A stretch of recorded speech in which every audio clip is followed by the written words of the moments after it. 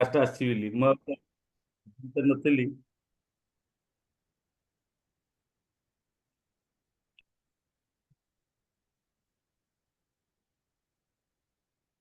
Okay.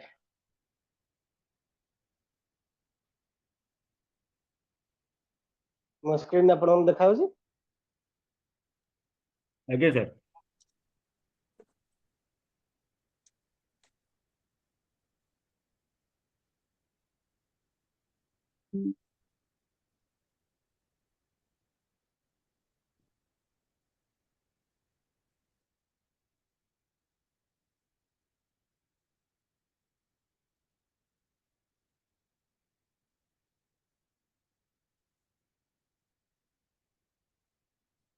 Okay.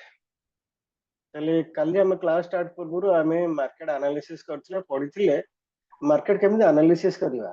Important factor ହେଲା ଆପଣମାନେ ଯଦି ମାର୍କେଟକୁ ଆନାଲିସିସ୍ କରିପାରିବେ, ମାର୍କେଟ ସାଇକୋଲୋଜି ବୁଝିପାରିବେ, ତାହେଲେ ସେ ଜାଗାରେ ଆପଣଙ୍କ ଟ୍ରେଡିଂ ସକ୍ସେସଟା ବଢିଯିବ। ଯଦି ଆପଣ ଆନାଲିସିସ୍ କରିପାରୁନାହାନ୍ତି, ମାର୍କେଟକୁ ବୁଝିପାରୁନାହାନ୍ତି, ମନ ଇଚ୍ଛା ଯଦି ଆପଣ ଟ୍ରେଡରେ ପଶୁଛନ୍ତି, ତାହେଲେ ସେ ଜାଗାରେ ଲସ୍ ହବାର ଚାନ୍ସେସ୍ ବଢିଯିବ।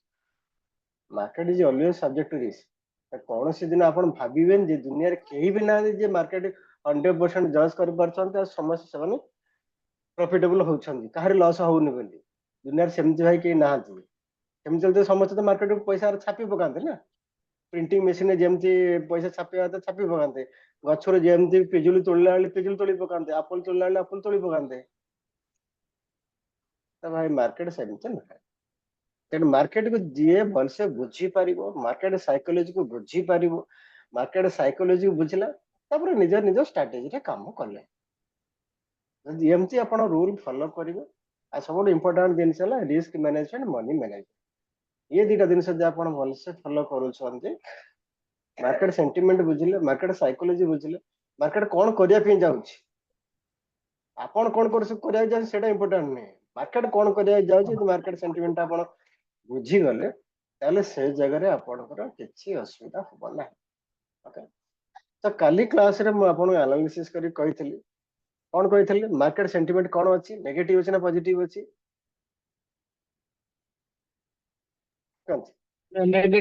ନେଗେଟିଭ ଅଛି। ତାହେଲେ କୋଉ ଲେଭେଲରେ ଏଣ୍ଟ୍ରି କରିବେ ସେଇଟା ମଧ୍ୟ ମୁଁ ଆପଣଙ୍କୁ କହିଥିଲି, ଡ୍ର କରି ମଧ୍ୟ ଲାଇନ ଡ୍ର କରି ଆପଣଙ୍କୁ ବୁଝେଇଥିଲି କୋଉଟା ସପୋର୍ଟ ଲେଭେଲ ଅଛି, କୋଉ ଲେଭେଲକୁ ବ୍ରେକ୍ କଲେ ଆପଣ ଟ୍ରେଡ୍ କରିବେ। ବର୍ତ୍ତମାନ ଦେଖନ୍ତୁ ନିଫ୍ଟିର ଚାର୍ଟ ଆପଣ ଆଗରେ ଓପନ ହେଇକିରି ଅଛି, ମୁଁ ଏଠି ଲାଇନ ଟାଣିକିରି ମଧ୍ୟ ଆପଣଙ୍କୁ ବୁଝେଇଥିଲି ସବୁ। ଦେଖନ୍ତୁ ଏଗେନ୍ ସେମ୍ ଲାଇନ ମଧ୍ୟ ଆପଣଙ୍କୁ ଲାଇନ ଟାଣି ଦେଖାଉଛି। ତ ଜିନିଷ ହେଲା କାଲି ପାଇଁ ମାର୍କେଟ କଣ ହବ, ସବୁଦିନ ଆପଣ ଆନାଲିସିସ୍ କରିବା ଦରକାର। ଯଦି ଆନାଲିସିସ୍ ଯଦି କରୁଛନ୍ତି, ତାହେଲେ ସେ ଜାଗାରେ ସକ୍ସେସ୍ ରେଟ୍ ବଢିଯିବ। ମୁଁ ଏଇ ଲାଇନଟା କାଲି ଭିଡିଓ ଯଦି ଆପଣ ଦେଖିବେ, ଏଇ ଲାଇନ ଟାଣି ଦେଖିଥିଲି ଯେ ଏଇଟା ହେଲା ସପୋର୍ଟ ଲେଭେଲ। ଆଉ କେତେବେଳେ ଆପଣ ଏଣ୍ଟ୍ରି କରିବେ ସେ ଜିନିଷଟା ମୁଁ କହିଥିଲି। ମାର୍କେଟ ଯେହେତୁ ବଡ କ୍ୟାଣ୍ଡେଲ କରି, ସେ ପଏଣ୍ଟ ମଧ୍ୟ ଆପଣ ବୁଝେଇଥିଲି। ମାର୍କେଟ ଯେହେତୁ ବଡ କ୍ୟାଣ୍ଡେଲ କରିଛି, ଏଇ କ୍ୟାଣ୍ଡେଲ ଯେହେତୁ ବଡ କ୍ୟାଣ୍ଡେଲ କରିଛି, ତାହେଲେ କଣ ଡିରେକ୍ସନ ହେଇପାରେ ସେ କଥା ମଧ୍ୟ ମୁଁ କହିଥିଲି। ଗ୍ୟାପ ଅପ୍ ଖୋଲିଲେ କଣ ହବ, ଗ୍ୟାପ ଡାଉନ୍ ଖୋଲିଲେ କଣ ହବ, ସେ ପଏଣ୍ଟଟା ମଧ୍ୟ ଆପଣଙ୍କୁ କହିଥିଲି। ଆଉ କେତେବେଳେ ମୁଭମେଣ୍ଟ ଦେବ ମାର୍କେଟ ଦେବ, ସେଇ ପଏଣ୍ଟଟା ମଧ୍ୟ କହିଥିଲି। ତ କହିଥିଲି ଯେହେତୁ ବଡ କ୍ୟାଣ୍ଡେଲ କରିଛି, ଉପରକୁ ଯିବାର ସମ୍ଭାବନା କମ ରହିବ। ତଳେ ଯେହେତୁ ମାର୍କେଟ ସେଣ୍ଟିମେଣ୍ଟ ନେଗେଟିଭ ଅଛି, ଏଫଆଇ କଣ କରିଛନ୍ତି, ସେଲିଂ କରିଛନ୍ତି ଅଧିକା। ଏଫଆଇ ଅଧିକା ସେଲିଂ କରିଛନ୍ତି, ମାର୍କେଟ ସେଣ୍ଟିମେଣ୍ଟ ନେଗେଟିଭରେ ଅଛି। ତେଣୁ ଯେହେତୁ ମାର୍କେଟ ସେଣ୍ଟିମେଣ୍ଟ ନେଗେଟିଭରେ ଅଛି, ଏଫଆଇ ସେଲିଂ କରିଛନ୍ତି, ମାର୍କେଟ ଯଦି ଗ୍ୟାପ ଡାଉନ୍ ଖୋଲିଲା, ତାହେଲେ କଣ ହବ ନା ମାର୍କେଟ ତଳକୁ ଯିବାର ସମ୍ଭାବନା ଅଧିକା ରହିବ। ଆଉ କେତେବେଳେ ଅଧିକା ଯିବ ନା ଯେତେବେଳେ କାଲିର लो ଯୋଉ କରିଥିଲା, ଏ ଯୋଉ लो ଯୋଉଠି ବନେଇଥିଲା, ଏ ଲୋକୁ ଯଦି ବ୍ରେକ୍ କରିବ, ତାହେଲେ ସେ ଜାଗାରେ ସମ୍ଭାବନାଟା ଅଧିକା ବଢିଯିବ, ତଳକୁ ଛାଡିଯିବ। ଏକ୍ଜାକ୍ଟଲି ଆପଣ ସେମ୍ ଜିନିଷ ଦେଖିବେ। ମାର୍କେଟ ଖୋଲିଲା, ଛୋଟ ଗ୍ୟାପ ଡାଉନ ରେ ଖୋଲିଛି, ଛୋଟ ଗ୍ୟାପ ଡାଉନ ଖୋଲିଲା ପରେ ଦେଖନ୍ତୁ ନିଫ୍ଟି କେତେ ଖୋଲିଛି, ନିଫ୍ଟି ଚାର୍ଟ ଆପଣ ଆଗରେ ଓପନ ହେଇକି ଅଛି। ନିଫ୍ଟି ଥିଲା କେତେ, ପ୍ରିଭିୟସ କ୍ଲୋଜ ଥିଲା 23,061 ଥିଲା, ଆଜି 23,050 ପହଞ୍ଚି 25 ପଏଣ୍ଟ ଗ୍ୟାପ ଡାଉନ ରେ ଖୋଲିଲା। 25 ପଏଣ୍ଟ ଗ୍ୟାପ ଡାଉନ ଖୋଲିଲା ପରେ ଯୋଉଠି ଖୋଲିଛି ସେ ଉପରକୁ ଯାଇନି ଭାଇ, ସେ କଣ କରିଛି ନା ତଳକୁ ଚାଲିଛି। ତଳୁ ମାର୍କେଟ ତଳୁ ଚାଲିଛି। ଦେଖନ୍ତୁ ଏଠି 5 ମିନିଟ ଟାଇମ ଫ୍ରେମ ଏଇଠି ଲଗେଇ ଦେଇଛି ନିଫ୍ଟି, ଏଇଠି ଦେଖନ୍ତୁ ମାର୍କେଟ ଯୋଉଠି ଓପନ ହେଲା,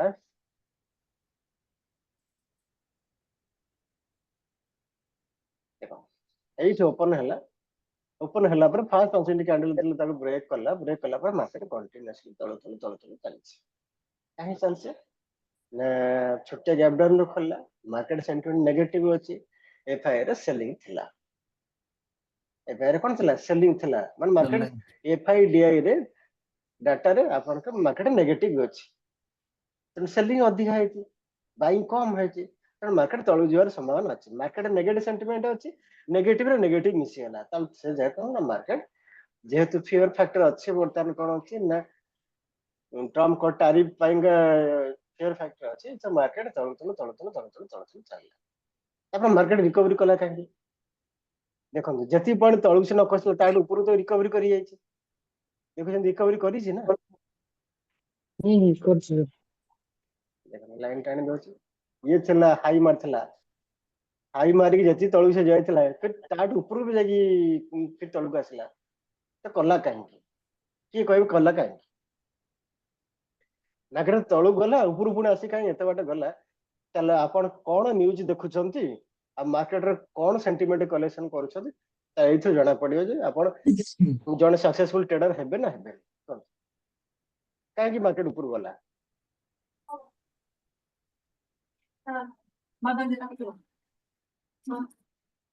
କିଏ କହିବେ?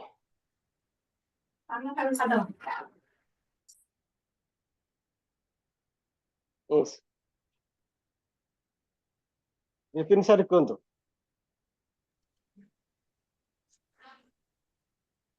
স্যার নমস্কার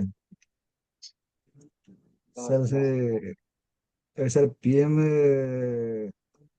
ୟୁଏସ୍ ଭିଜିଟରେ ଅଛନ୍ତି ତ, ସେଥିପାଇଁ ସାର୍ କିଛି ସେ ବଡ ତ ଡିଲ୍ ୟୁଏସଏ ହେଇଛି। ଭିଜିଟ୍ 4 ଦିନ ହେଲାଣି ତ ଗଲେଣି, ଆଜି କଣ ନୂଆ ସାର୍ ଯାଇଛନ୍ତି? ସାର୍ ବଡ ଡିଲ୍ କିଛି ହେଇଛି ତାହେଲେ, ସେଥିପାଇଁ ବୋଧେ କଣ ବଡ ଯାଇଛନ୍ତି। ଡିଲ୍ ହେଇଛନ୍ତି, ଆପଣ କିଛି ନ୍ୟୁଜ ଶୁଣିଛନ୍ତି ବଡ ଡିଲ୍? ସାର୍ ଏକ୍ଜାକ୍ଟଲି ଜାଣିନି, ମାତ୍ର କିଛି ଶୁଣିଛି, ମାନେ ଲାଗୁଛି କଣ ଗୋଟେ ହେଇଛି। ଆମ ଲାଗିବାରେ ମାନେ ପଏଣ୍ଟଟା ବୁଝନ୍ତୁ, ଆମ ଲାଗିବାରେ ଆମ ଭାବନାରେ ମାର୍କେଟ ଭାଇ ଚାଲିବନି, କାହିଁକିନା ଆମକୁ ଲାଗିବାରେ ଆମ ଭାବନାରେ ଆମେ ଯଦି ଟ୍ରେଡ କରିବା 100% ଲସ୍ ହବା। ଆମକୁ କଂକ୍ରିଟ ରେଜଲ୍ଟ ଦରକାର, ପରଫେକ୍ଟ ରେଜଲ୍ଟ ଦରକାର। ଯଦି ସେ ରେଜଲ୍ଟ ଟା ମାନେ ସେଇଥିପାଇଁ କହିଲି ନା, ଟ୍ରେଡିଂ ରେ ଲୋକ ସାର୍ ସେ ସଫ୍ଟୱେର କମ୍ପାନୀ ମାନଙ୍କର ସବୁ ଏଆଇ ଟାଇପ ହଉଛି ତ, ସେଥିପାଇଁ କିଛି ଭଲ ରେଜଲ୍ଟ ଅଛି ବାହାରି ଲାଗୁଛି। କଂକ୍ରିଟ ରେଜଲ୍ଟ ଆପଣ ଜାଣିଦେବେ, ଆପଣ ରେଜଲ୍ଟ କିଛି ଜିନିଷ ଶୁଣିନାହାନ୍ତି, ଜାଣିନାହାନ୍ତି, ନିଜ ମନକୁ ଗୋଟେ ଗେସ୍ କରି କହିଦଉଛନ୍ତି, ନାଇଁ ଏମିତି ହୁଏନି। ନାଇଁ ସାର୍ ଏକ୍ଜାକ୍ଟଲି ଜାଣିନି ସାର୍। ମୁଁ ସେଇଥିପାଇଁ କହୁଛି ନା, ରେଜଲ୍ଟ ଆପଣ ଜାଣିବା ପାଇଁ ପଡିବ, ମାନେ ଆପଣ କ୍ୱେଶ୍ଚିନ୍ ପଚାରିବା କଥା ନା, ଗୋଟେ କ୍ୱେଶ୍ଚିନ୍ ପଚାରିଛି କୁହନ୍ତୁ, ଆପ୍ରୋକ୍ସିମେଟଲି କହିପାରନ୍ତି, ଏକ୍ଜାକ୍ଟଲି କହିପାରନ୍ତି ଆପଣଙ୍କ ଏବେ ସାଲାରୀ କେତେ ଅଛି, ମାନେ ମୁଁ ମାର୍କେଟ ରିଲେଟେଡ କହିବା କଥା କହୁଛି, ମାନେ ପର୍ସନାଲ କ୍ୱେଶ୍ଚିନ୍ ଆପଣ ପଚାରନି, ଆପଣ ଆପ୍ରୋକ୍ସିମେଟ କହିପାରନ୍ତି, ଏକ୍ଜାକ୍ଟଲି କହିପାରନ୍ତି, ଆପଣଙ୍କ ଉପରେ ଡିପେଣ୍ଡ କରିପାରେ, ଆପଣ ସତ କହିପାରନ୍ତି, ମିଛ ବି କହିପାରନ୍ତି, ଗୋଟେ କୁହନ୍ତୁ କ୍ୱାଣ୍ଟିଟି ଗୋଟେ କୁହନ୍ତୁ, ସାଲାରୀ କେତେ ଅଛି? 80,000 ସାର୍। 80,000 ଅଛି, 80,000 ଅଛି ମିନ୍ସ ଆପଣ ତାହେଲେ ପର ଡେ କେତେ ପାଇଲେ, ମାସକୁ ହେଲା କେତେ, ଆଭରେଜଲି 30 ଦିନରେ କାଲକୁଲେସନ ହଉଛି, ତାହେଲେ ଆପଣ ପର ଡେ କେତେ ପାଇଲେ, 2.4 ମୁଁ 2.4 ଆଭରେଜ ନେଇଗଲି 2.5, ବୁଝିଲେ 2.5 ଟା ତ ଅଧିକା ହଉଛି, 2.5 ହଁ 2.5 ତ ଅଧିକା ନେଲେ, 2.5 ତ କମ, ମୁଁ ଆଭରେଜ ନେଲେ 2.5 ମିନ୍ସ 2,500 ଟଙ୍କା ହେଲା କେତେ। ଆପଣ କେତେଟା ଅଫିସ ଯାଉଛନ୍ତି, କେତେଟା ଆସୁଛନ୍ତି, ବ୍ୟାଙ୍କ କେତେଟା ଯାଉଛନ୍ତି, କେତେଟା ଆସୁଛନ୍ତି? ସକାଳ 9:30ରେ ଯାଉଛି ସାର୍, ଫେରିଲା ବେଳେ 7ଟା ହେଇଯାଉଛି। ତାହେଲେ କେତେ ଘଣ୍ଟା ଆପଣ କାମ ଦେଲେ?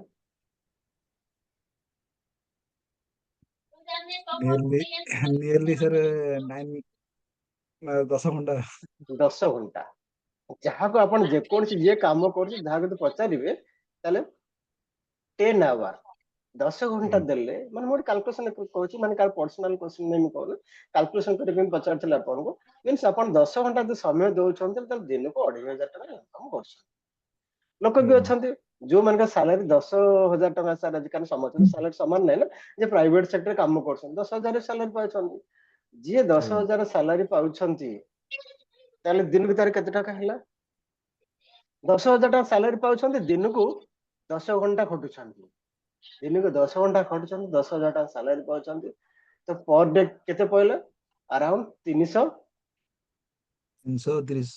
333 टका इज इट हाँ, ए ना 350 सर। धरि नियंतो मु आ गोटे किसी बढ़ाई दे कल 350 10 घंटा काम कर जने 350 टा इनकम कर और 10 घंटा काम कर जने 2,500 टका इनकम कर परिश्रम करूछंदी भाई हार्ड लेबर करूछंदी तो हार्ड लेबर जदि करूछंदी कारण लेबर टिके एपट सेपट कर देले मते आपन पॉकेट रु पैसा बाजि जाउछ टिके जदि टंका काउंट एपट सेपट कर देबे कला हाथ रे बाजिला किबा किसी लेखा लेखि एपट सेपट भूल करले कोठी गोटे डिजिट तो एक्स्ट्रा ऐड कर देला आपन हाथ रे बाजि exactly same thing exactly same thing हमें मार्केट रे कोन कहूचे ना जदि हमें मार्केट समय देबा आपन जॉब 10 घंटा दउछंदी जी सेमती मार्केट को 10 घंटा समय दबो मार्केट को समय दबो 10 घंटा देबो तो प्रथम दिन साला आपन चाकरी करछन जे कोन जे जे कोन चाकरी कर जे कोन जॉब करछन पाठ पढछन पाठ पढारे पैसा खर्च करछन सब दिन से कला परे रिटन एग्जाम देछन इंटरव्यू देछन सब दिन से पास कला पर आपन जॉब करछन तापर 8 घंटा 10 घंटा खटिला पर पैसा इनकम करछन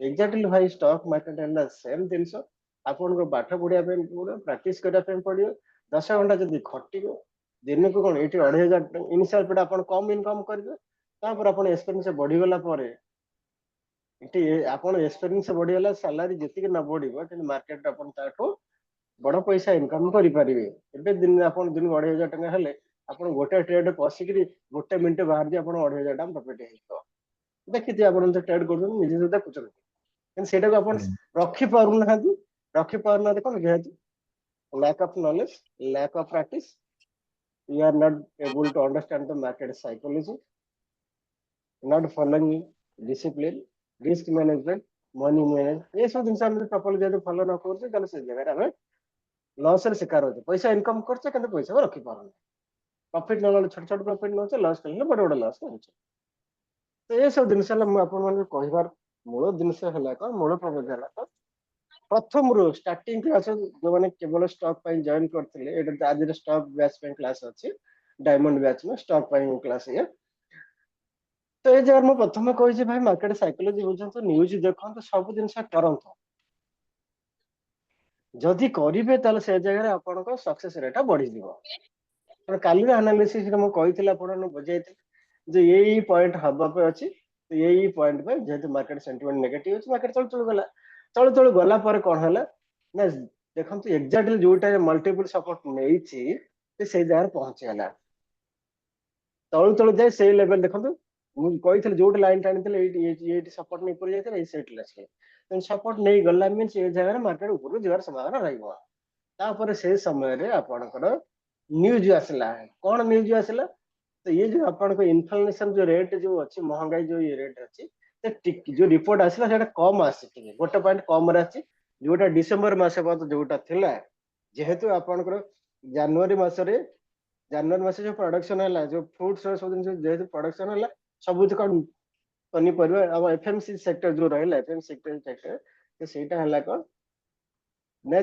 दरटा सब मान रेट जोटा कौन कम महंगा तो कमी जेहेतु रेट टा सब कम रहला तार रिपोर्ट आसला एग्जैक्टली केते रिपोर्ट आसी ओदे ग्रुप रे शेयर करछि न करिनी गोटे मिनिट 4.3 आगुर केते तला सेटा ग्रुप रे शेयर करबो दे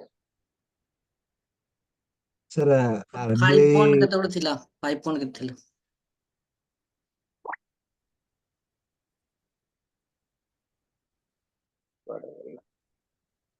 ତେଣୁ ସେଇଥିପାଇଁ ମୁଁ ଆପଣ ମାନଙ୍କୁ କହିଥିଲି ଭାଇ Moneycontrol Times of India ଏ ସରି ଆମର ଇକୋନୋମିକ୍ସ ଟାଇମ୍ସ ଆକୁ ଇଏ କରିବ ମୁଁ ନ୍ୟୁଜ କଲେକ୍ସନ କୋଉଠି କରୁଛି ମୋର ଚାଲିଛି ମୁଁ ଯେପଟେ ଟ୍ରେଡିଂ ରେ ବସିଥିବି ବି ବିଜନେସ ଟା ମୋର ଚାଲିଥାଏ ତା ସହିତ ମନି କଣ୍ଟ୍ରୋଲ ଯାହା ନୋଟିଫିକେସନ ସବୁ ଆସିଥାଏ ମୁଁ ସେ ୱାନ୍ ବାଇ ୱାନ୍ ସେଟା ପଢୁଥାଏ କୁଆଡେ ଗଲା ମୁଁ ସ୍କ୍ରିନଶଟ ପାଉନି ସ୍କ୍ରିନଶଟ ମାରି ରଖିଥିଲି ଗ୍ରୁପ ରେ ସେଟା ସେୟାର କରିନି 5 ପଏଣ୍ଟ ସମଥିଙ୍ଗ ଥିଲା ଏଇଟା କେତେ 4 ପଏଣ୍ଟ ସମଥିଙ୍ଗ ରେ ଆସିଲା जेहेतु टिके जेहेतु कम आसला यार मार्केट ऊपर को जिया के तळु जिया पे किछ गोटे न्यूज दरकार तो जेहेतु न्यूज आसला 4.31 आसी 4.31 आसी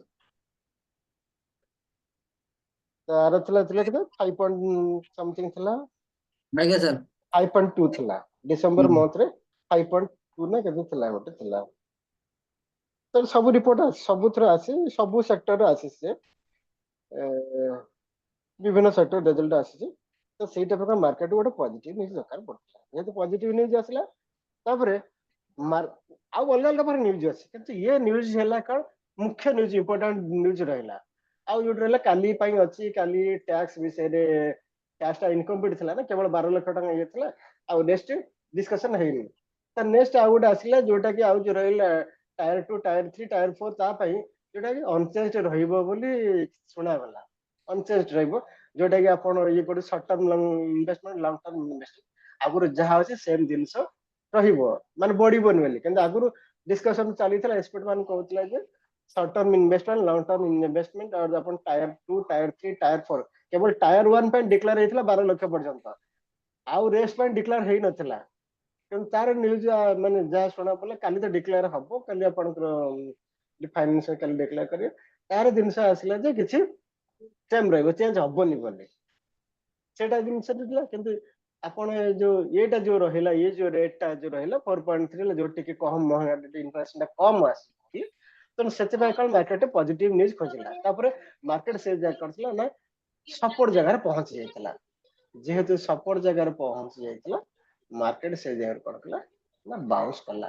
ପଜିଟିଭ ନ୍ୟୁଜ ଅଛି, କିଛି ପଜିଟିଭ, କାରଣ ମାର୍କେଟ ଖୋଜୁଛି କିଛି ପଜିଟିଭ ପୁଣି ତଳକୁ ଯିବା ପାଇଁ କିଛି ନ୍ୟୁଜ ଖୋଜିବ। ତ ସେଇ ନ୍ୟୁଜ ଯେହେତୁ ସପୋର୍ଟ ଲେଭେଲରେ ପହଞ୍ଚି ଯାଇଥିଲା, ଆଉ ନ୍ୟୁଜ କିଛି ଆସିଗଲା ପଜିଟିଭ ନ୍ୟୁଜ। ଯେହେତୁ ପଜିଟିଭ ନ୍ୟୁଜ ଆସିଲା, ତେଣୁ ସେଥିପାଇଁ ମାର୍କେଟ ଉପରକୁ ଗଲା। ଆଉ ଜିନିଷ ଦେଖିବାକୁ ଡିଟେଲ କରିବି। ତାର ବର୍ତ୍ତମାନ ମତେ କୁହନ୍ତୁ କାଲି ପାଇଁ କ'ଣ ହବ? ଇଏ ତ ଇଏ ହେଲା, କାଲି ପାଇଁ ଯେତେବେଳେ ଆପଣ ଆନାଲିସିସ୍ କରିବେ, ମାର୍କେଟ ଆନାଲିସିସ୍ ଶିଖନ୍ତୁ, ସବୁଠୁ ଇମ୍ପୋର୍ଟାଣ୍ଟ ଜିନିଷ। ସାର୍ ଆନାଲିସିସ୍ ମୋ କରି ହିସାବରେ କାଲି ମାର୍କେଟ ଉପରକୁ ଯିବ, କାହିଁକି ନା ଏଇ ଯୋଉ କ୍ୟାଣ୍ଡେଲ ଟା ବି ବନିଛି ଆଜ୍ଞା ଏଟା ସାର୍ ମାନେ ମାର୍କେଟ ର ଟ୍ରେଣ୍ଡ ରିଭର୍ସାଲ କ୍ୟାଣ୍ଡେଲ ଏଟା। ତେଣୁ ଡେ ବେସିକ ର ଯୋଉ ଦେଖୁଛି ଏଟା ମାର୍କେଟ କାଲି ଉପରକୁ ଯିବ। ଉପରେ ଯିବ ବୋଲି ଆପଣଙ୍କୁ ଲାଗୁଛି, ମାନେ ଆଜ୍ଞା କ୍ୟାଣ୍ଡେଲକୁ ଦେଖିକି ଆପଣ କହୁଛନ୍ତି ଉପରେ ଯିବ ବୋଲି। କ୍ୟାଣ୍ଡେଲ କୁ। ତାପରେ ସାର୍ ନ୍ୟୁଜ ଟା କାଲି ଆମର ଇଏ ପାଇଁ ବି ରହିଛି, ଯୋଉ ଆମର ଇନକମ ଟ୍ୟାକ୍ସ ଯୋଉଟା, ଯଦି ଭଲ ପଜିଟିଭ ନ୍ୟୁଜ ଆସିଲା ଉପରକୁ ଯିବ। ପଜିଟିଭ ନ୍ୟୁଜ ସେତିକିବେଳେ ହେବ ଯଦି କିଛି ଜିନିଷ ଆଉ ରିହାତି ଦେବେ। ରିହାତି ନ ଦଉଛନ୍ତି ତାହେଲେ ପଜିଟିଭ ନ୍ୟୁଜ କିଛି ହବନି। ହବନି। ଅଲରେଡି ତାର ମୋମେଣ୍ଟରେ ମାର୍କେଟ ମୁଁ କରିସାରିଛି ଅଲରେଡି। ଯାହା ଆଜିର ସେ ମ- ରେଜଲ୍ଟ ଆସିବା କଥା, ଆଜିର ରେଜଲ୍ଟ ବେସରେ ମାର୍କେଟ ମୁଭ୍ କରିଚାଲିଛି। କାଲି ପାଇଁ ସେ କ'ଣ ମ- ହବ? ସେ ମତେ ଲାଗୁଛି ସାର୍ କାଲି ସାଇଡ ଇଏ ରହିବ ସାର୍, ସାଇଡ ଇଏ ରହିବ ସାର୍। କାହିଁକି ସେମିତି କିଛି ଖାସ ନ୍ୟୁଜ ସାର୍ ନାହିଁ। ତ ଯେତିକି ଯୋଉ ମାନେ ନ୍ୟୁଜ ଆସିବା କଥା ସେଇ ଅନୁସାରେ ନ୍ୟୁଜ ଆସିନି ସାର୍। ଆଉ କାହାର ଆନାଲିସିସ୍ କ'ଣ? ଆନାଲିସିସ୍ କରି କୁହନ୍ତୁ, ପ୍ରପର ଆନାଲିସିସ୍। ସାର୍ ଯଦି ମାର୍କେଟ କାଲି ଗ୍ୟାପ୍ ଅପ୍ ଓପନିଂ ହେଲା ଆଜ୍ଞା ତାହେଲେ କିଛି ପଏଣ୍ଟ ଉପରକୁ ଯିବ। ଯଦି ଗ୍ୟାପ୍ ଡାଉନ୍ ଓପନିଂ ହେଲା, ଏଇ କ୍ୟାଣ୍ଡେଲ ଭିତରେ ଯେଉଁ ଆଜି କ୍ୟାଣ୍ଡେଲ ଯେଉଁ ଫର୍ମେସନ୍ ହେଇଛି ତାର ଭିତରେ ହିଁ ଅପ୍ ଆଣ୍ଡ ଡାଉନ୍ ରହିବ। ଯଦି ଆଉ କାହାର ଆନାଲିସିସ୍? ଗ୍ୟାପ୍ ଅପ୍ ଓପନିଂରେ କ୍ୟାଣ୍ଡେଲକୁ କ୍ରସ୍ କଲା ତାହେଲେ ଉପରକୁ କିଛି ଯିବ। ଯଦି କିଛି କ୍ୟାଣ୍ଡେଲ କ୍ରସ୍ ନ କଲା, ଗ୍ୟାପ୍ ଡାଉନ୍ ଓପନିଂ ହେଲା, ତାହେଲେ ଏଇ କ୍ୟାଣ୍ଡେଲ ଭିତରେ ହିଁ ଅପ୍ ଆଣ୍ଡ ଡାଉନ୍ ହିଁ ରହିବ, କନସେପ୍ଟ ରହିବ। ଓକେ, ଆଉ କାହାର ମତ କ'ଣ ଅଛି?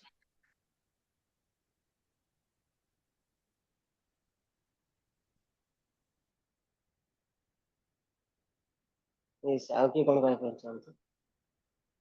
ଦେଖନ୍ତୁ, ତ ଏବେ ବି ମାର୍କେଟ ସେଣ୍ଟିମେଣ୍ଟ ନେଗେଟିଭରେ ଅଛି, नो ପଜିଟିଭ। ମାର୍କେଟ ସେଣ୍ଟିମେଣ୍ଟ ଏବେ ବି ନେଗେଟିଭରେ ଅଛି। ମାର୍କେଟ ଉପରୁ କିଛି ପଏଣ୍ଟ ରିକଭରି କରିଯାଇଛି, କିନ୍ତୁ ମାର୍କେଟ ସେଣ୍ଟିମେଣ୍ଟ ଏବେ ନେଗେଟିଭରେ ଅଛି। ତାହେଲେ ଦେଖନ୍ତୁ, ବର୍ତ୍ତମାନ ଦେଖିବେ ଆମେ FIDI ଡାଟା ଦେଖିବା, କେତେ ବାଇଂ କେତେ ସେଲିଂ ହେଇଛି। FIDI data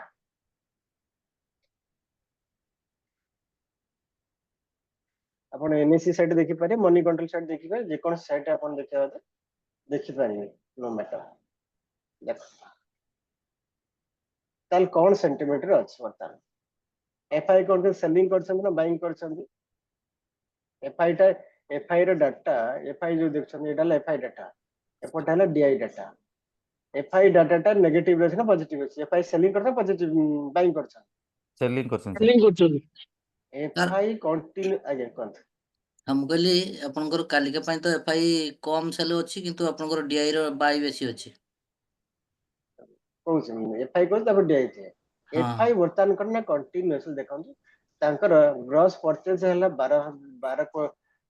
12,389.10 crore gross cell ହେଲା କେତେ ନା 17,358.40 crore ଏ crore ରେଞ୍ଜରେ ଅଛି ତ ଅର୍ଥାତ୍ ତାଙ୍କର ବାଇଂ ଠାରୁ ସେଲିଂ ରେ ଅଧିକ ଅଛନ୍ତି ତ ସେ ନେଗେଟିଭରେ ଅଛନ୍ତି ଡିଆଇ ମାନେ କଣ କରୁଛନ୍ତି ଡିଆଇ ବି ସେଲ୍ କରୁଛନ୍ତି 9428.17 ସେଲ୍ କରୁଛନ୍ତି ବାଇଂ କରିଛନ୍ତି କେତେ 15,357.41 ବାଇଂ କରିଛନ୍ତି ତ ଏଫଆଇ ରେ ଯଦି ବାଇ ସେଲ୍ ମାଇନସ୍ କରିଦେବେ ସେ ପଜିଟିଭ ଅଛି ଆଉ ନେକ୍ସଟ ଜିନିଷ ହେଲା କଣ ଯଦି ଏଫଆଇ ଆଉ ଡିଆଇ ଦିଟାକୁ ମିଶେଇ ଦେବେ ତାହେଲେ ସେ ଜାଗାରେ ଆପଣ କେତେ ଅଛନ୍ତି ନା ପଜିଟିଭରେ ଅଛନ୍ତି କେତେରେ ଅଛନ୍ତି ପଜିଟିଭ ସେତେ ବଡ ପଜିଟିଭ ନୁହେଁ କିନ୍ତୁ ପଜିଟିଭରେ ଅଛନ୍ତି ଏଫଆଇ ସେଲିଂ କରୁଛନ୍ତି ଡିଆଇ ଯେହେତୁ ଅଧିକା କିଛି ବାଇ କରୁଛନ୍ତି ମାର୍କେଟ ଏଠି ଶୁଣୁଥିବ ଏ ଜାଗାରେ ମାର୍କେଟର ବାଇଂ ଯୋଉ ବଢିଲା କୋଉ ଜାଗାରେ ଏ ଜାଗାରେ ମାର୍କେଟ ଉପରୁ ଯାଇଛି ମିନ୍ସ ଡିଆଇ ମାନେ କଣ କରୁଛନ୍ତି ଦବେଇକିରି ଏଠି କିଣିଛନ୍ତି ଏ ଜାଗାରେ ସପୋର୍ଟ ଜାଗା ମାର୍କେଟ ଯେତେବେଳେ ସପୋର୍ଟ ଜାଗା ପଡିଯିବ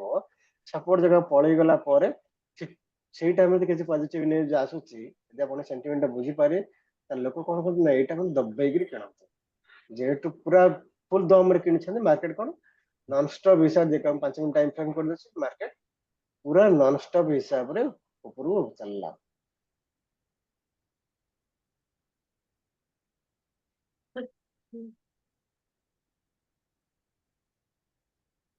ସପୋର୍ଟ ଲେଭେଲ ମାର୍କେଟ ପୁରା ସପୋର୍ଟ ନେଇକି ଉପରକୁ ଚାଲିଲା ତେଣୁ ଏଇଠି କଣ ହେଲା ନା ଡିଆଇ ରେ ଏଇ ସପୋର୍ଟ ପଏଣ୍ଟରେ ଡିଆଇ ମାନେ ବାୟ କରନ୍ତି ସବୁବେଳେ ଅନେଇକି ବସିଥାନ୍ତି ଯେତେବେଳେ ଯିବ ସେ ଜାଗାରେ ସେ ବାୟ କରିବେ ବାୟ କଲା ପରେ ଏ ଯୋଉ ସେଲ୍ କରୁଛନ୍ତି ନା ସେଲ୍ କଲା ବେଳକୁ ଯେତେବେଳେ ଟପ୍ ଲେଭେଲରେ ପହଞ୍ଚିଲା ଟପ୍ ଲେଭେଲରେ ସେଲିଂ କଲେ ପ୍ରଫିଟ ବୁକିଂ କଲେ ଯଦି ମାର୍କେଟ ତଳକୁ ଆସିଲା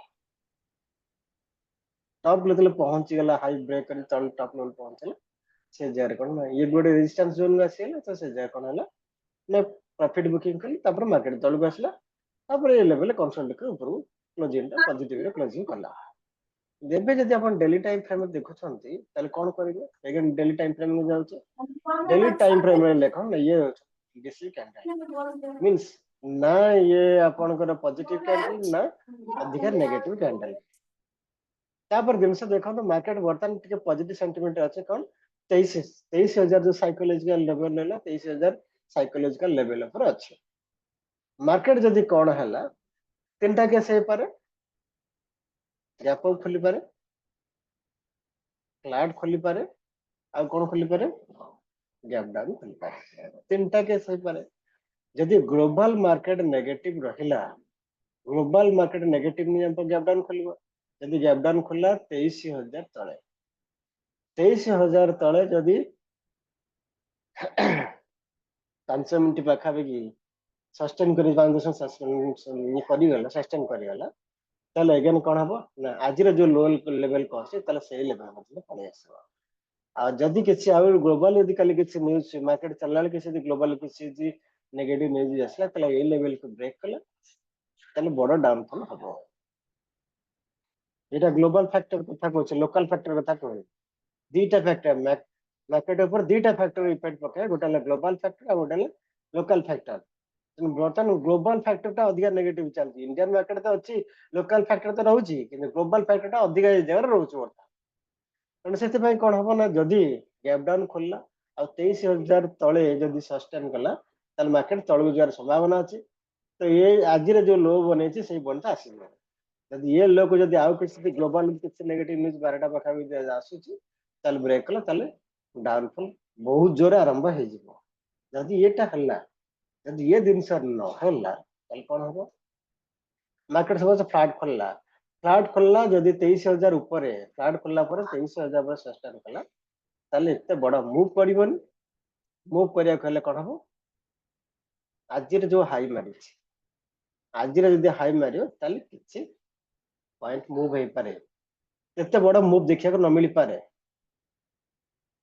ଯଦି ସେକେଣ୍ଡ ହାଫରେ ଆଉ କିଛି ପଜିଟିଭ ନ୍ୟୁଜ ଆସେ ତାହେଲେ ମୁଭ ଆସିପାରେ ସେକେଣ୍ଡ ହାଫରେ କିନ୍ତୁ ଏ ଉପରେ ଆଜିର ହାଇକୁ ପ୍ରିଭିୟସ ଡେ ହାଇ ଯୋଉ କହୁଛନ୍ତି ଆପଣ ପିଡିଏସ୍ କହୁଛନ୍ତି ଆଜିର ହାଇକୁ ଯଦି କାଲି ସେ କ୍ରସ କରିବ ଆଉ କିଛି ପଜିଟିଭ ନ୍ୟୁଜ ଆସିବ ତାହେଲେ ମାର୍କେଟ ଉପରକୁ କିଛି ଆସିପାରେ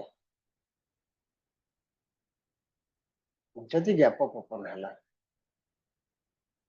ग्लोबल फैक्टर जदि है ग्लोबल फैक्टर जदि किसी पॉजिटिव जिन रहा आज रात का ग्लोबल यूएस बेस न्यूज रोज कौन आप रात रोज आप शोला न्यूज सब आस सका उठला बेलू किसी ना किसी पॉजिटिव थी कि नेगेटिव थी जब ग्लोबल तरफ बर्तमान जब किसी पॉजिटिव न्यूज आसला मार्केट जब गैप ऊपर खोलला गैप ऊपर खोली ये प्रीवियस डे हाई ऊपर प्रीवियस डे हाई ऊपर जब सस्टेन कर रही गला आ जदि काली जदि आपनकर टैक्स ऊपर काली हम आ किसी जदि पॉजिटिव जिंस दिए हुए मैक्सिमम जाय जे ये कैंडल हाई पर थिबो ताट ऑब्जर्व जीवन तो किछटा मूव आसी पारे और नॉल मार्केट कोन हबो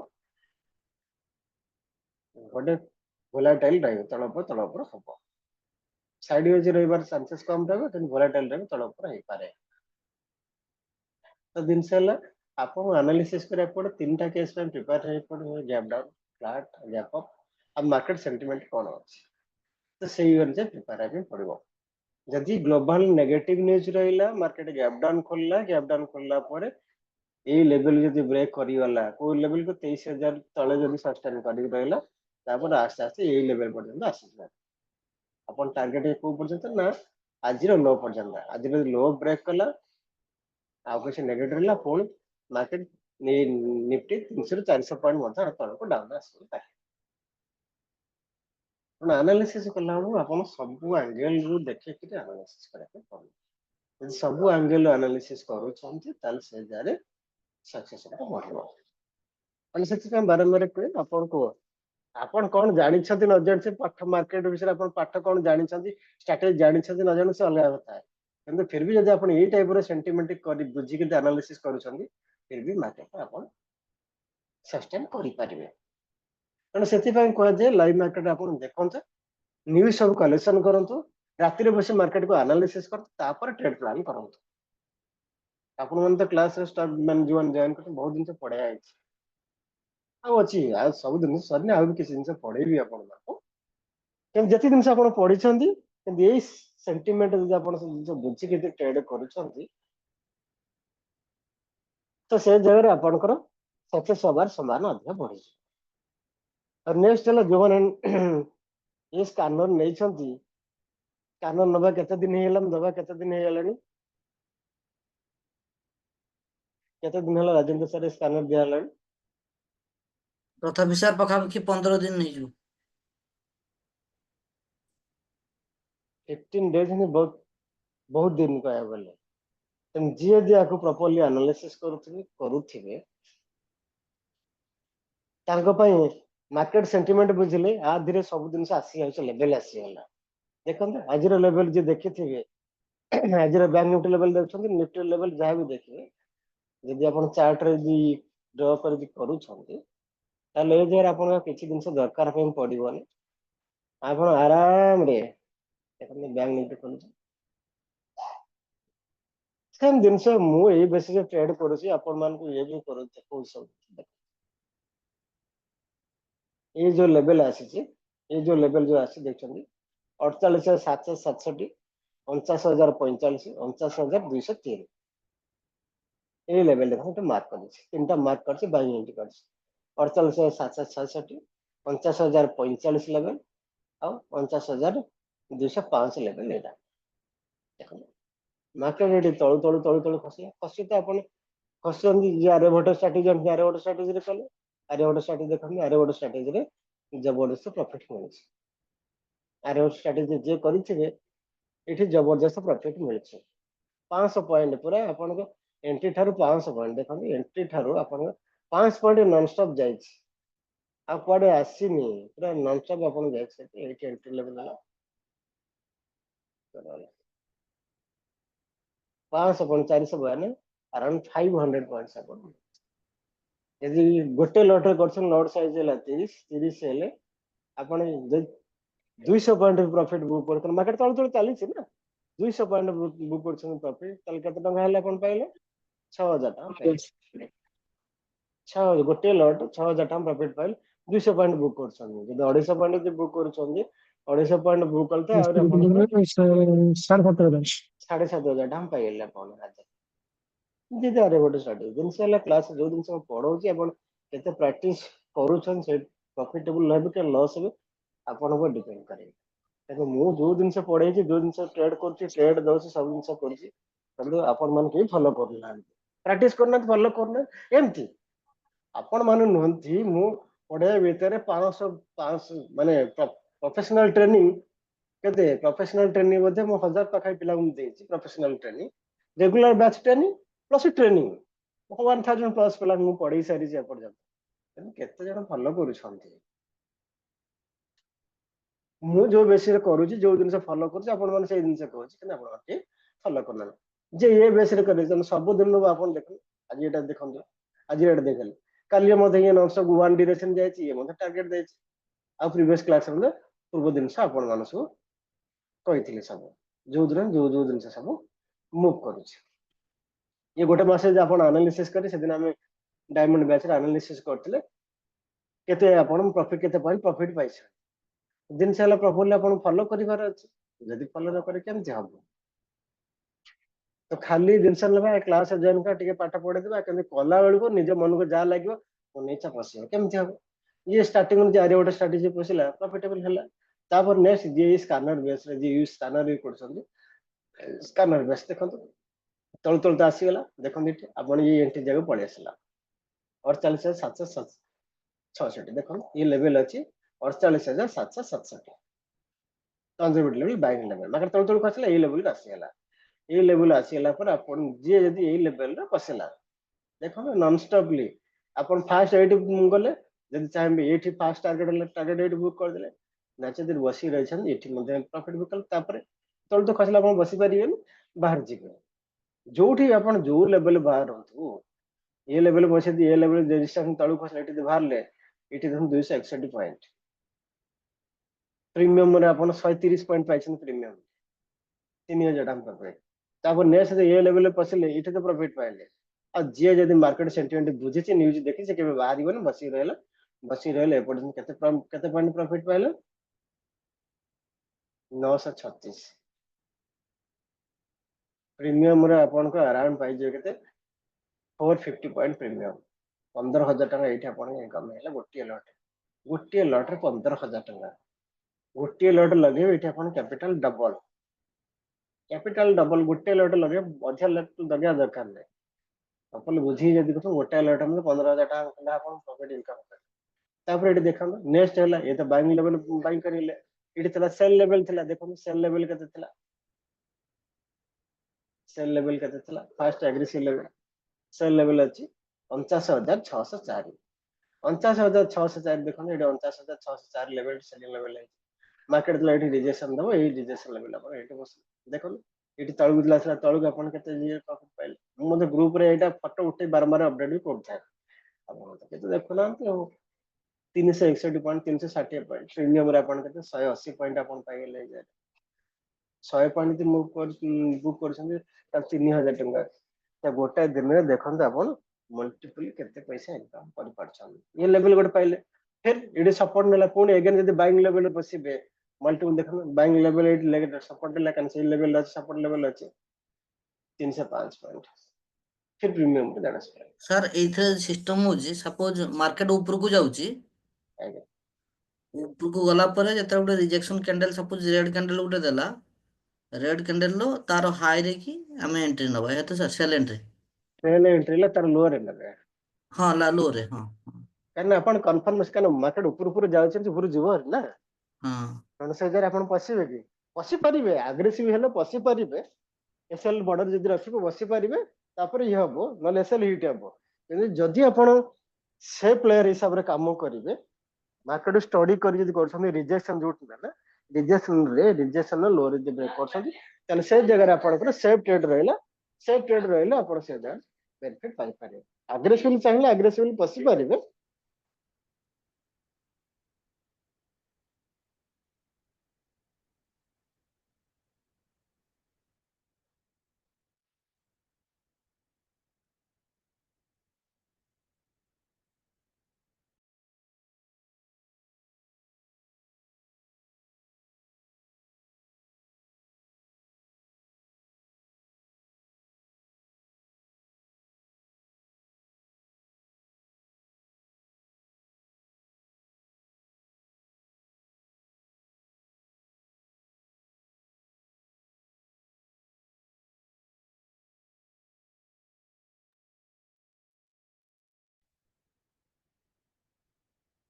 ଜିନିଷ ହେଲା ଆପଣ ତ ସେଫ୍ ଟ୍ରେଡର ହିସାବରେ ଏଣ୍ଟ୍ରି କରିବା ପାଇଁ ଚାହୁଁଥିବେ, ଏଇଠି ଦେଖନ୍ତୁ ଏଇ ଯେ କଣ ଇଏ କ୍ୟାଣ୍ଡେଲ ରିଜେକ୍ସନ କଲା ବଟ୍ ତାର ଲୋ କୁ ବ୍ରେକ୍ କଲାନି, ଏଗେନ୍ କଣ ଗ୍ରୀନ କ୍ୟାଣ୍ଡେଲ ହେଲା, ତାପରେ ଉପରକୁ ଗଲା, କିଛି କରିବେନି ଚୁପଚାପ ବସିବେ। ବସିଥିଲେ ମଧ୍ୟ ଆପଣଙ୍କ ଏଇ ଜାଗାରେ କଣ ହବ, ଆପଣ ଜାଣୁଛନ୍ତି ସେଲ୍ ଏଣ୍ଟ୍ରି ହେଇଛି, ମାର୍କେଟ ଉପରୁ ଯାଇଛି, ମାର୍କେଟ ସେଣ୍ଟିମେଣ୍ଟ ବୁଝିବା ଦରକାର। ଯେହେତୁ କଣ୍ଟିନ୍ୟୁଅସଲି ମାର୍କେଟ ଯେତେବେଳେ 1000 ପଏଣ୍ଟ ପାଖାପାଖି ମୁଭ୍ କରିଗଲାଣି ମାର୍କେଟ, ତାହେଲେ ଯେତେବେଳେ ରେଜିଷ୍ଟାନ୍ସ ଜୋନ୍ ଆସେ ମାର୍କେଟ ରେଜିଷ୍ଟାନ୍ସ ନବ, ଉପରକୁ ଯିବନି, ଯିବାର ସମ୍ଭାବନା କମ ରହିବ। ଯଦି ସେ ଜାଗାରେ ଆପଣ ଫିର ବି ପଶୁଛନ୍ତି ବି, ପଶିଲେ ମଧ୍ୟ ଆପଣ ଏସ୍ଏଲ୍ ହିଟ୍ ହେବନି, ପଶି ରହିଲେ ତାପରେ ମାର୍କେଟ ଏଗେନ୍ ତଳ ତଳ ଆସିଲା। ଯଦି ରିସ୍କ ନେଇପାରିବେ, ଯଦି ରିସ୍କ ନ ନେଉଛନ୍ତି ତାହେଲେ ସେ ଜାଗାରେ କଣ କରିବେ, ରିଜେକ୍ସନ ପାଇଁ ୱେଟ୍ କରିବେ। ରିଜେକ୍ସନ ପାଇଁ ୱେଟ୍ କଲେ ଏଠି ପ୍ରପରଲି ରିଜେକ୍ସନ ନେଲେ ମାର୍କେଟ ଏଗେନ୍ ଉପରକୁ ଗଲା, ଫେର ଏଠି ରିଜେକ୍ସନ ନେଲା, ରିଜେକ୍ସନ ନେଲା ପରେ ଏ ଲେଭେଲ ଇଏ କଲା, ଏଇ ଲେଭେଲ ତଳେ ଯଦି ଆପଣ ବ୍ରେକ୍ କରିବେ ପଶିଲେ ତାହେଲେ ଏଇ ଜାଗାରେ ସେଥିପାଇଁ ଆପଣଙ୍କୁ ପ୍ରାକ୍ଟିସ କରିବା ପାଇଁ ପଡିବ। ତାହେଲେ ଏଇ ଲେଭେଲରେ ଆପଣ ପଶୁଛନ୍ତି ତାହେଲେ ସେଫ୍ କଲେ, ସେଫଲି ଆପଣ ଆରାମରେ ଅତି କମରେ ପ୍ରିମିୟମରେ 100 ପଏଣ୍ଟ ଆପଣ ବୁକ୍ କରିପାରିବେ। କିଛି ନହେଲେ ବି 50 ପଏଣ୍ଟ ମଧ୍ୟ ପ୍ରତିଦିନ ଆପଣ ବାହାର କରିପାରିବେ। ତେଣୁ ସେଥିପାଇଁ କଣ, ମୁଁ ସିନା ବୁଝିଛି ବୋଲି ଏସବୁ ଜିନିଷ କହିଦଉଛି ଏଇ ଷ୍ଟ୍ରାଟେଜି ଇଏରେ, ଆପଣ ତ ବୁଝିବା ପାଇଁ ସମୟ ଲାଗିବ। ତେଣୁ ସେଥିପାଇଁ ଆପଣ ମାନେ କହୁଛି ପ୍ରାକ୍ଟିସ କରନ୍ତୁ। ମୁଁ ଯେମିତି ଲେଭେଲ ଟାଣିକି ରଖୁଛି, ଲେଭେଲ ଟାଣିଛି, ମାର୍କେଟ 9ଟା 20 ହେଇଗଲା ତ ମୁଁ ସ୍କାନର ଅନ୍ କଲି, ସ୍କାନର ଅନ୍ କରି ଲେଭେଲ ଦେଖିଲି, ଲେଭେଲ ଦେଖନ୍ତୁ, ଦେଖିଲେ ଗ୍ରୁପରେ ମୁଁ ଏସେ ପୋଷ୍ଟ କରୁଛି, ଫ୍ରି ଗ୍ରୁପରେ ପୋଷ୍ଟ କରୁଛି, ନିଜେ ଟାଣୁଛି, ଲେଭେଲ କରୁଛି, ସବୁ ଜିନିଷ ଆନାଲିସିସ୍ ପୋଷ୍ଟ କରୁଛି। କିନ୍ତୁ ଜିନିଷ ହେଲା ମୁଁ ଏତେ ଜିନିଷ କରୁଛି, ଆପଣ କେତେ ଜିନିଷ କରୁଛନ୍ତି, ମାର୍କେଟରୁ ପଇସା ଇନକମ୍ କରିବେ ଆପଣ କେତେ ଲେବର କରୁଛନ୍ତି, କଣ କରୁଛନ୍ତି। ଗୋଟେ ଛୁଆ ସ୍କୁଲରେ ପାଠ ପଢିଲା, ଟ୍ୟୁସନ ପାଠ ପଢିଲା, କୋଚିଂରେ ପାଠ ପଢିଲା, ତାପରେ ଘରେ କେତେ ସମୟ ପାଠ ପଢୁଛି, ତାର ରେଜଲ୍ଟ ଡିପେଣ୍ଡ କରୁଛି ସେ ଯାହା ବୁଝୁନା କାହିଁକି ଘରେ କେତେ ସମୟ ପାଠ ପଢୁଛି, ସେଲ୍ଫ ପ୍ରାକ୍ଟିସ କେତେ ସମୟ କରୁଛି। ଯିଏ ଯେତେ ଅଧିକା ସେଲ୍ଫ ପ୍ରାକ୍ଟିସ କରିବ, ସ୍କୁଲ ଲାଇଫରେ ଆପଣ କଲେଜ ଲାଇଫ ଆପଣ ଷ୍ଟୁଡେଣ୍ଟ କ୍ୟାରିୟରରେ ସକ୍ସେସ ତାର ସେତେ ଅଧିକା ରହିବ, ଯାହାର ସେଲ୍ଫ ପ୍ରାକ୍ଟିସ ଅଧିକା ରହିବ। ଖାଲି ସ୍କୁଲ ଯାଇ ପାଠ ପଢିଦେଲେ, କୋଚିଂରେ ପାଠ ପଢିଦେଲେ ଆପଣ କେବେ ହେଲେ ଭଲ ରେଜଲ୍ଟ କରିପାରିବେନି। ଭଲ ରେଜଲ୍ଟ କରିବାକୁ ହେଲେ ଆପଣଙ୍କୁ ସେଲ୍ଫ ପ୍ରାକ୍ଟିସ କରିବାକୁ ପଡିବ। ଯିଏ ଯେତେ ଅଧିକା ସେଲ୍ଫ ପ୍ରାକ୍ଟିସ କରେ, ଘରେ ବସି ପାଠ ପଢିବ, ତାର ସକ୍ସେସ ରେଟ୍ ସେତେ ଅଧିକା ରହିବ। ସିମିଲାରଲି ଏ ସବୁ ଜିନିଷ ଆପଣଙ୍କୁ ପ୍ରାକ୍ଟିସ କରିବାକୁ ପଡିବ। ଯଦି ପ୍ରାକ୍ଟିସ କରିବେ ତାହେଲେ ଆପଣ କନଫିଡେନ୍ସ ଆସିବ ନା, ତାହେଲେ କନଫିଡେନ୍ସ ଆସିବ କେମିତି, ଆପଣ ଛାତି ଧଡ ଧଡ ଧଡ ଧଡ ହବ। ଅନ୍ୟର ଷ୍ଟ୍ରାଟେଜିରେ କାମ କରିବା ପାଇଁ ଆପଣ ଛାତି ଧଡ ଧଡ ହବ ନା। ନିଜେ ଯେତେବେଳେ ଆପଣ ପ୍ରପର ଜିନିଷ ବୁଝିଯିବେ, କାମ କରିବେ ସବୁଦିନ, ଏଇଟା ତ ମୁଁ ସବୁଦିନ ଦେଖି ଗ୍ରୁପରେ ପୋଷ୍ଟ କରୁଛି, ଆପଣ ମାନେ ଡାଇମଣ୍ଡ ବ୍ୟାଚ୍ ଯୋଉମାନେ ସବୁ ଅଛନ୍ତି, ଆଗରୁ କ୍ଲାସରେ ଏସବୁ ଜିନିଷ ଡିସ୍କସନ କରୁଥିଲେ ସ୍କାନ ମାନେ, ଆପଣ କେତେ ପ୍ରାକ୍ଟିସ କରି ସବୁ ଜିନିଷ ଯେତେ ଆପଣ ପ୍ରାକ୍ଟିସ କରିବେ ତାହେଲେ ସକ୍ସେସ ଆସିବ। ପ୍ରାକ୍ଟିସ କରୁନାହାନ୍ତି ସକ୍ସେସ ନାହିଁ। ତେଣୁ ମୋର ଆଜିର କ୍ଲାସ ଆଉ 10 ମିନିଟ୍ ପରେ ଓଭର କରିଦେବି। ତେଣୁ ମୋର ଆପଣ ମାନଙ୍କୁ ସଜେସନ ରହିଲା କଣ, ଯେଉଁମାନେ ଷ୍ଟକ୍ ବ୍ୟାଚରେ ଅଛନ୍ତି,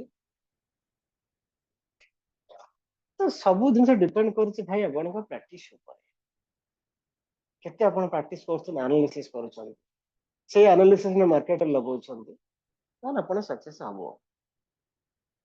ଆନାଲିସିସ୍ ପ୍ରପରଲି ନ କରୁଛନ୍ତି ତା ମାନେ ଯେ ସବୁବେଳେ ଆପଣ ସକ୍ସେସ ହେଇବ 100%, ଆନାଲିସିସ୍ କରିକି ଷ୍ଟପ୍ ଲସ୍ କଣ ହିଟ୍ ହେବନି, ହବ।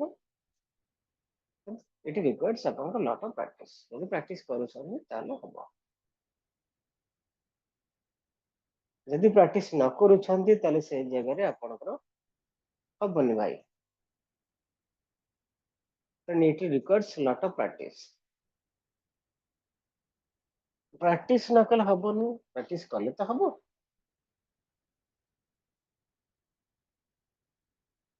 ବିପିନ ସାର୍ ପଚାରୁଥିଲେ ହିନ୍ ପେଟର ଆନାଲିସିସ୍ କରିବା ପାଇଁ।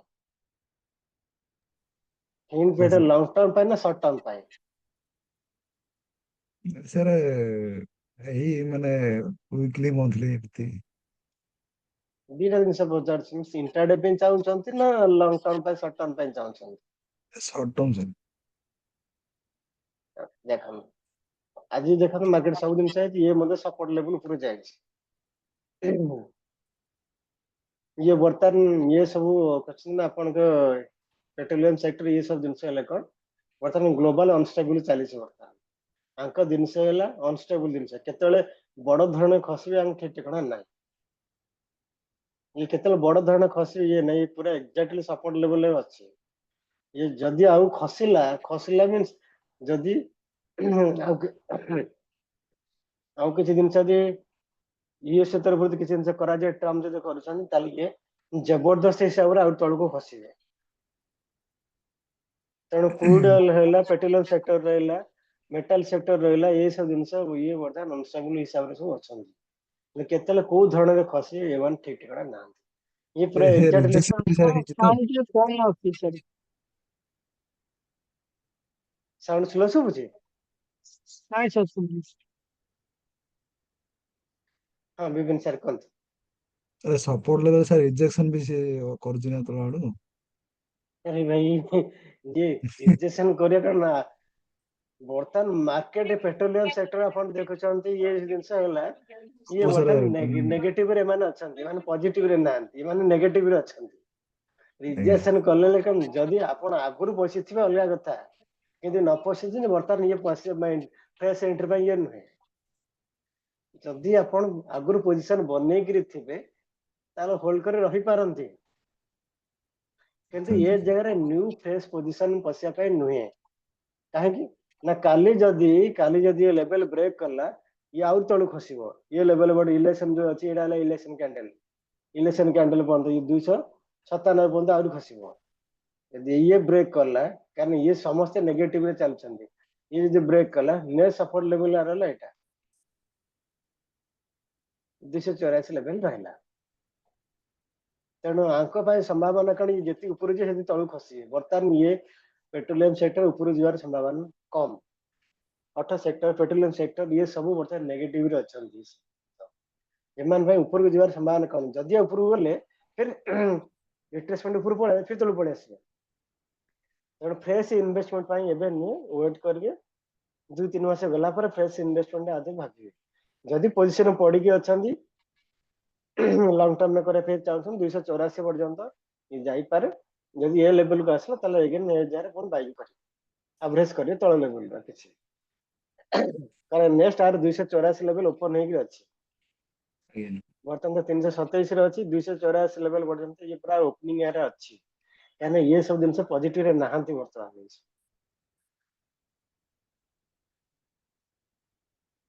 जदि बा ऊपर किछि जाए देखो 8 से सपोर्ट ने ऊपर जाइथिला ये लेवल रे से सपोर्ट नै कि ऊपर को जाइथिला इठी गैप अप ओपन हेतिला फिर जेते मार्केट पर नेगेटिव होला तळ खसी आसिला फिर 11,000 सपोर्ट नै कि अछि तेणु ये जगह रे कारण जेहेतु मार्केट सेंटिमेंट नेगेटिव अच्छे पूरा पॉजिटिव है नहीं क्या एबे भी टैरिफ यूएस तब संपूर्ण घोषणा करा है कौन हम आगामी पे बर्तन total all over the world fair factor बर्तन अछंती जेहेतु फेयर फैक्टर न जाइए दिने दिन ऊपर पळेले मध्ये पुन तावर नेगेटिव आसले पुन तळु खसी पड़ियो तेणु ये जगह नो फ्रेश एंट्री नहीं जदि पोजीशन अछंती तळु गला एवरेज करि पारे 284 पर्यंत ताल बसिए रखा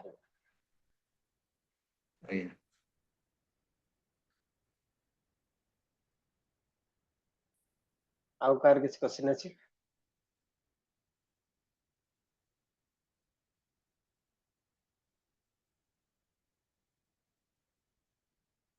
नहीं चलो तो पूर्व क्लास हम डिस्कशन ETF स्ट्रेटजी आज पढ़ाई हेनी फिर भी ETF ऊपर हम किसी सम्यक धारणा अगेन आपन दे दोछि तले ETF टा आपन को जगह रे पाइबे पूर्व क्लास रे कहिथली ETF टा आपन पाइबे ए जगह रे sir Subul sound Subul sir समस्त सुबुनी अन्य मन सुबुची ना सुबुनी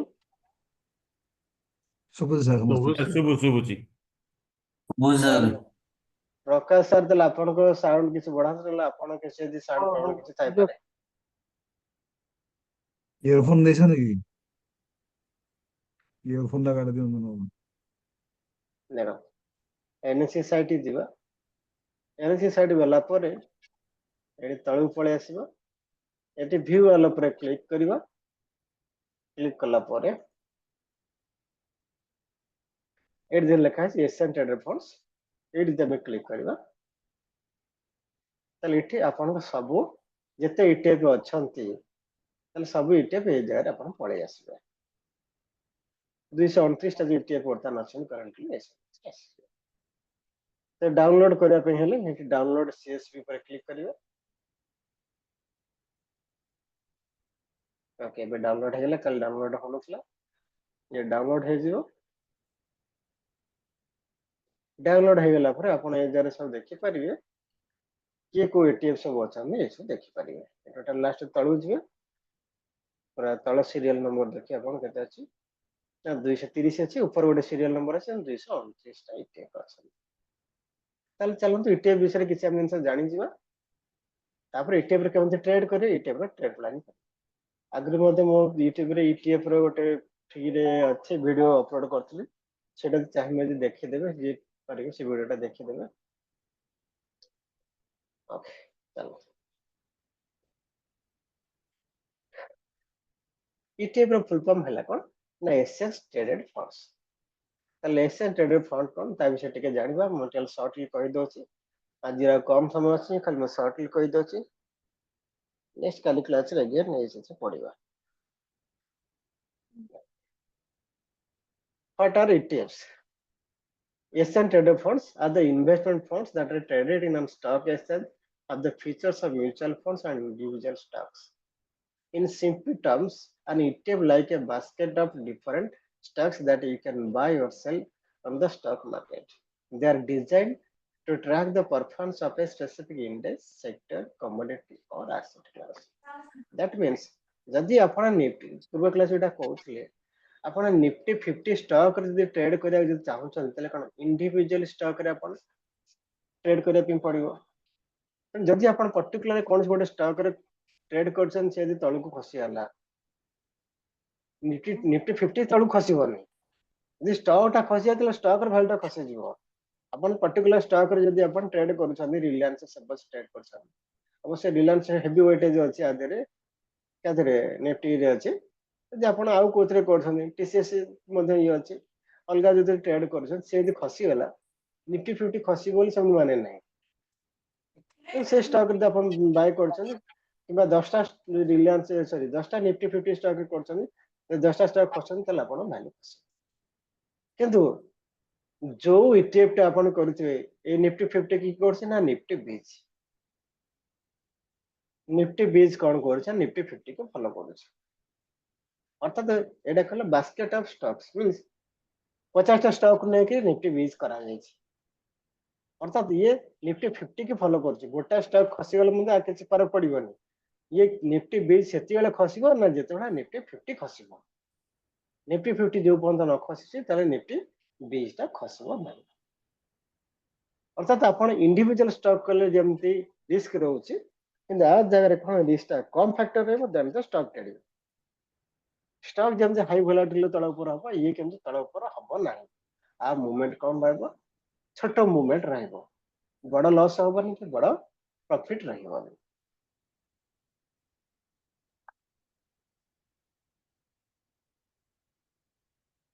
ତାହେଲେ ଟାଇପ୍ସ ଅଫ ETF ହେଲା କ'ଣ इंडेक्स ETF रहिला जते इंडेक्स अछन इंडेक्स को ETF फॉलो करछि सेक्टर ETF रहिला डिफरेंट जो सेक्टर हम पढ़ले auto sector pharma sector metal sector जते सब सेक्टर अछन से सेक्टर ETF रहिला बॉन्ड रहिला जते gold bond different types of bond रहिला बॉन्ड ETF अछि कमोडिटी ETF अछि ETFs करेंसी अछि ETF एक्टिव अछि ETFs खाली भी अछन खाली ETFs मत किछि मिसिकरी किसटा स्टॉक नेकरी ETF इंदा करा जायछि केतना स्टॉक नेकरी ETF करा जायछि इंडेक्स ETF कोन रहला ना these ETFs aim to reflect the performance of a specific index such as Nifty 50 by holding a diversified portfolio of securities that mirrors the index composition example Nippon India ETF Nifty 50 base Nippon India कोन कहछि ये Nifty 50 की करिछि ये संस्था Nippon India कौन करछि ना Nifty 20 तैयारी करछि जोटा कि फॉलो करछि का ना निफ्टी 50 के फॉलो करछि सिमिलर देखिए डिफरेंट माने ये सब इंडिविजुअल कंपनी को फॉर्मेशन करछन आपण एनएससी सेक्टर जेमति आपण गले निफ्टी 50 करा जायछि एनएससी सेक्टर देखछन्ती 50 टा कंपनी मिसी के निफ्टी 50 करछन्ती निफ्टी पहला कोन होछि ना इंडिविजुअल कंपनी ये हला निप्पन इंडिया ये सब कौन करछन्ती ना ये फंड लगोछन आ देखा ना निफ्टी 50 रे तो तार ना देछन निफ्टी 20 मींस निफ्टी 50 रो मूवमेंट जेमिति हबो आर मूवमेंट से रेट रे हबो ତେଣୁ ଗୋଟେ କମ୍ପାନୀ, ଦୁଇଟା କମ୍ପାନୀ, ପାଞ୍ଚଟା କମ୍ପାନୀ ଡୁବି ଗଲେ ମଧ୍ୟ କିଛି ଅସୁବିଧା ନାହିଁ। ନିଫ୍ଟି ଫିଫ୍ଟି ଯୋଉ ପର୍ଯ୍ୟନ୍ତ ତଳକୁ ନ ଖସି, ଯିଏ ତଳକୁ ଖସିବ, ନିଫ୍ଟି ଫିଫ୍ଟି ତ ଉପରୁ ନ ଯାଇଛି, ଇଏ ମଧ୍ୟ ଉପରୁ ଯିବନି। ସିମିଲାର ଡିଫେନ୍ସ ସେକ୍ଟର ରହିଲା, ସେକ୍ଟର ETF ରହିଲା। These ETFs focus on specific sectors of the economy such as technology, healthcare or energy. ଆମେ ଯୋଉ କହିଲେ auto sector, pharma sector, defence sector ଅଛି, ଡିଫେନ୍ସ ସେକ୍ଟର ETF ରହିଲା। Similar bond ETF is invest fixed income securities like government bonds, corporate bonds, municipal bonds, gold bonds, different bond को ये code ये ETF follow करूଛି। Eighty कहला such as Bharat bond ETF, ये सब जिनिस different type रा bond को ये फॉलो करूଛି। केते बार बॉन्ड अछि, अपन बॉन्ड जो किनुछ, ये बॉन्ड को follow करूଛି। Similarly commodity ETF, these ETFs track the price movements of commodities like gold, oil or agriculture products. commodity ETF जो रहला, जो गोल्ड को फॉलो कला, जो क्रूड ऑयल को फॉलो कला, एग्रीकल्चर रहला, एग्रीकल्चर फॉलो कला। एटी जे गोल्ड जो फॉलो करछ कोन निपन इंडिया ETF जो गोल्ड बीज रे मते आपण गोल्ड केन की रखिया अपेक्षा गोल्ड बीज आपण केन की पके रखि परिबे।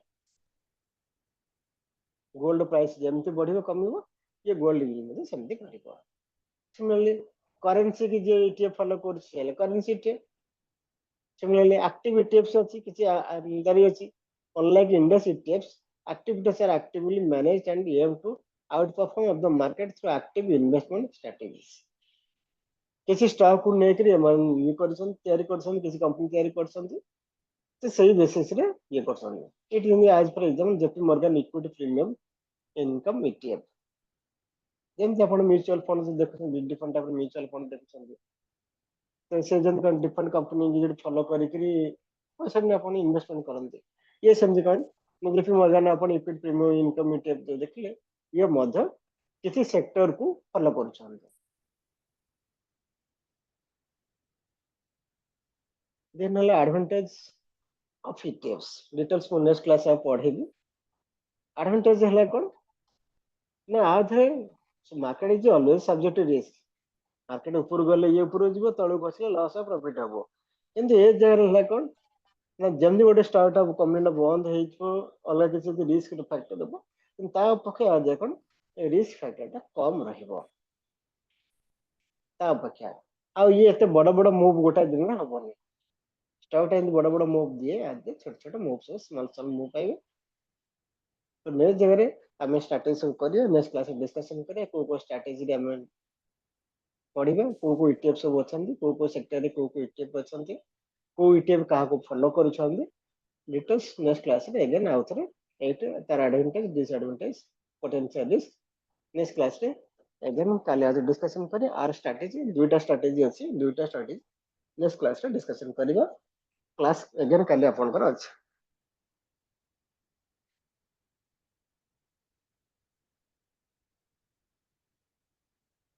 ओके अब क्या किस पाइबार अछि, गोटे मिनट कहन तो क्लास एंड कर देबे।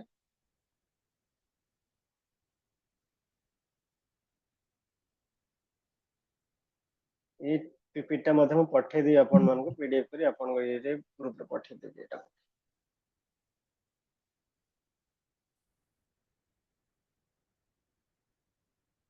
ओके देन तेणु मोर कहवा कथा आपण मान हेला, आपण मान प्लीज प्रैक्टिस करंतु। जेते प्रैक्टिस आपण मान करिवे सेते सक्सेसफुल हेबे। भाई बिना प्रैक्टिस रे किसी जिंस हबनी। It requires lot of practice. Practice करंतु, मार्केट रे काम करंतु, सक्सेस हबे। Okay then good night to all. Good night sir. Good night, जय जगन्नाथ। Good night, sir.